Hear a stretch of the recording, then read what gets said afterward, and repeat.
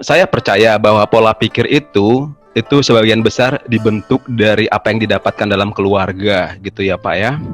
Ya. Jadi pola pikir itu akan membentuk manusia gitu. Jadi dia merasa itu adalah pola pikir yang benar. Padahal karena selama ini itu yang berlaku dalam keluarganya gitu. Nah, imagine saya adalah orang ketiga sahabat yang care, yang ingin memberitahu bahwa itu adalah pola pikir yang salah gitu. Mau ingin menolong dia agar karakternya berubah karena pola pikir itu membentuk karakter gitu ya. Nah, tapi dia sudah cenderung menganggap itu merupakan suatu kebenaran gitu.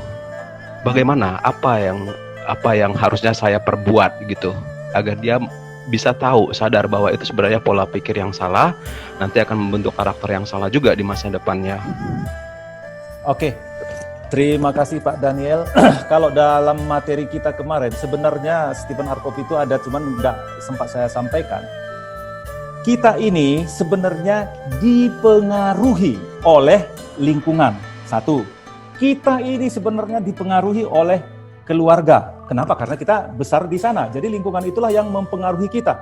Kadang ada berkata bahwa kita ini dipengaruhi oleh gen kita. Wah, bapak saya orangnya hipertensi, jadi saya pun hipertensi. Oh, bapak saya guru, jadi saya pun harus jadi guru. Itu adalah pola pikir yang biasa dilakukan oleh khususnya banyak orang Batak, kan gitu ya.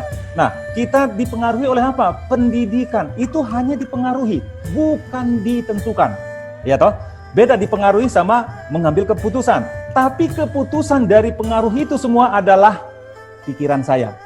Ya kan? Makanya kata Pak Stephen R. Covey, makanya tadi di depan tadi saya jelaskan bagaimana proses masuknya semua informasi ke dalam pikiran kita, bagaimana supaya masuk ke alam bawah sadar kita. Nah, itu perlu juga kita sampaikan ke teman kita yang mendengarkan tadi supaya dia jangan berpikir yang tidak baik selalu. Sementara kita udah tahu proses berpikir dia itu tidak benar. Kenapa? Karena itu tadi adalah ya udahlah, saya karena orang tua saya nggak mampu, saya nggak bisa sekolah, ya sudahlah, kan gitulah. Kalau saya seperti itu, pola pikir saya dari dulu seperti itu, saya jadi petani karena mak saya petani, bapak saya nggak ada kerjaannya, kan gitu kan. Kalau saya berpikir seperti itu, kan saya ini bapak saya nggak ada, saya pun sekolahnya biasa-biasa aja. Nggak pernah saya terpikir bagaimana saya bisa belajar misalnya ke Amerika, Master NLP misalnya kan. Tapi kebiasaan itu saya bangun, saya tanamkan. Suatu saat orang yang lahir di pancur batu, yang lahirnya nggak ada listrik dan lain sebagainya, saya ingin buktikan bahwa saya bisa kuliah ngambil master NLP di Amerika. Ternyata setelah itu saya tanamkan di dalam pikiran saya, dengan cara apapun, ya puji Tuhan, alhamdulillah bisa terwujud. Nah, jadi disampaikan juga ke teman-teman kita tadi bahwa ya Stephen R. Covey tadi semua segala sesuatu itu dari pikiran. Pikiran kita tadi ada bawah sadar, ada alam bawah sadar, dan masuk ke dalam sadar tadi itu semua informasi tadi itu akan menjadi tersimpan selamanya. Mungkin itu yang tersimpan di dalam teman kita tadi. Caranya kita harus pelan-pelan merubah.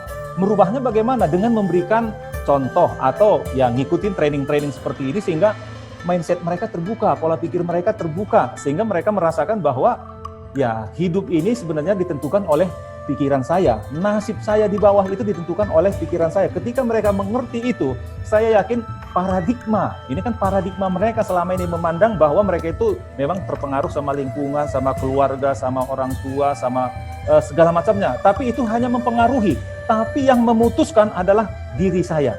Saya bergaul dengan orang peminum, pemabok, minum alkohol dan lain sebagainya, itu bisa dipengaruhi. Tapi kalau saya memutuskan untuk diri saya nggak mau ikut, ya saya nggak akan menjadi peminum dan pemabuk sampai sekarang misalnya. Makanya kitalah yang menentukan diri kita, bukan lingkungan dan lain sebagainya. Makanya lingkaran pengaruhlah yang perlu kita lebar. Kita nggak bisa ngasih tahu ke teman kita itu, salah cara kamu berpikir gitu, jangan seperti itu. Tapi kita tunjukkanlah kita mampu melakukan yang terbaik lewat apa yang kita sampaikan selama ini di dia, sehingga kita menjadi role model untuk merubah kebiasaan-kebiasaan dia, merubah pola pikir yang tercipta di dalam pikiran mereka. Begitu dia Pak Daniel.